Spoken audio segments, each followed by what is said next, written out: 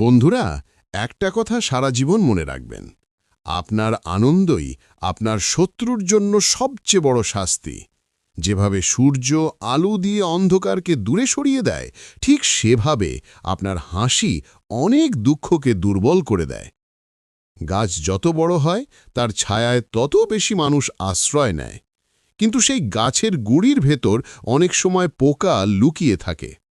তেমনি পৃথিবীতে অনেক মানুষ বাইরে থেকে মিষ্টি কথা বলে, কিন্তু ভিতরে ভিতরে হিংসা আর বিষ বহন করে। তাই কাকে বিশ্বাস করবেন সে ব্যাপারে সবসময় সতর্ক থাকুন।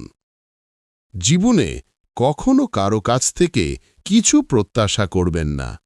যতক্ষণ অন্যের ওপর নির্ভর করবেন ততক্ষণ হতাশ হবেন, কিন্তু যদি নিজের ওপর বিশ্বাস রাখেন তাহলে সাফল্য একদিন আপনার পায়ে মাথা নত করবে। একজন মানুষের অভ্যাসই তাকে মহান করে তোলে। যে সবসময় অভিযোগ করে সে ঠিক সেই মাছির মতো, যে সারা শরীরের ভালো অংশ ছেড়ে শুধু ক্ষতের ওপর বসে থাকে। তাই নেতিবাচক চিন্তা থেকে দূরে থাকুন। পিতা যদি সন্তানকে বকাঝোকা করে, গুরু যদি শিষ্যকে শাসন করে, আর কুমার যদি কাদা মাটিকে আঘাত করে, সেখান থেকেই রূপ নেয় এক সুন্দর আকার। অর্থাৎ কষ্টই মানুষকে গড়ে তোলে। শ্রীকৃষ্ণ বলেন, অন্যকে কষ্ট দিয়ে আমার কাছে সুখ চাইবে না। যদি এক মুহূর্তের জন্য কারো মুখে তুমি হাসিয়ে আনতে পারো, তাহলে নিজের কষ্টের হিসেব করো না। ভুল বোঝাবুঝি আর অহংকার, এই দুই জিনিসই মানুষের সব সম্পর্ক ভেঙে দেয়। অহংকার যেখানে থাকে, ভালোবাসা সেখানে টেকে না। কিন্তু যিনি নিজের সংস্কার আর নম্রতাকে আঁকড়ে ধরেন, তিনি সবার প্রিয় হয়ে ওঠেন। বন্ধুরা, মনে রাখবেন, হোঁচট খাওয়া মানে চলা বন্ধ করে দেওয়া নয়, বরং হোঁচট খাওয়াই ইঙ্গিত দেয় আপনি নতুন কিছু শিখতে যাচ্ছেন। বিতর্কে জিতলেও আপনি কারো মন জিততে পারবেন না, বরং নীরবতাই অনেক সময় সবচেয়ে বড় উত্তর হয়ে দাঁড়ায়।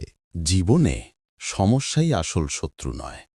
সমস্যা তখনই ভয়ঙ্কর হয়ে ওঠে যখন আমরা তাকে মোকাবিলা করতে শিখি না। সময় সবসময় সামনে এগিয়ে যায়, তাহলে আমরাই বা কেন পিছনে তাকিয়ে থাকব? গতকালকে বদলানো যায় না, কিন্তু আজ কাজ করলে আগামীকাল সুন্দর করা যায়।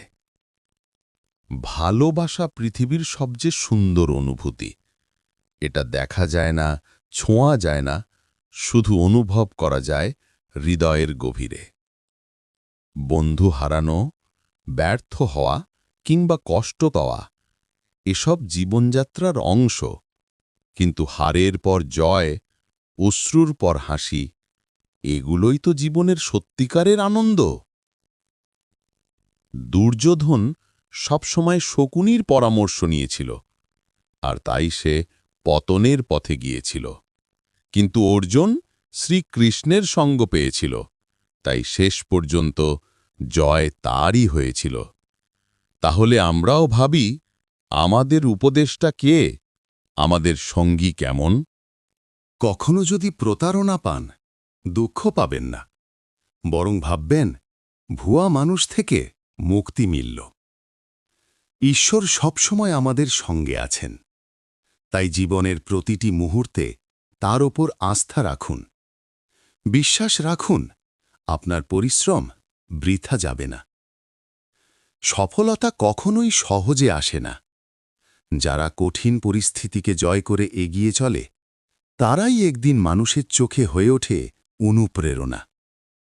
তাই বন্ধুদের বলছি, হাসতে শিখুন, ক্ষমা করতে শিখুন, নিজের ওপর বিশ্বাস রাখুন, আর ভালোবাসতে শিখুন।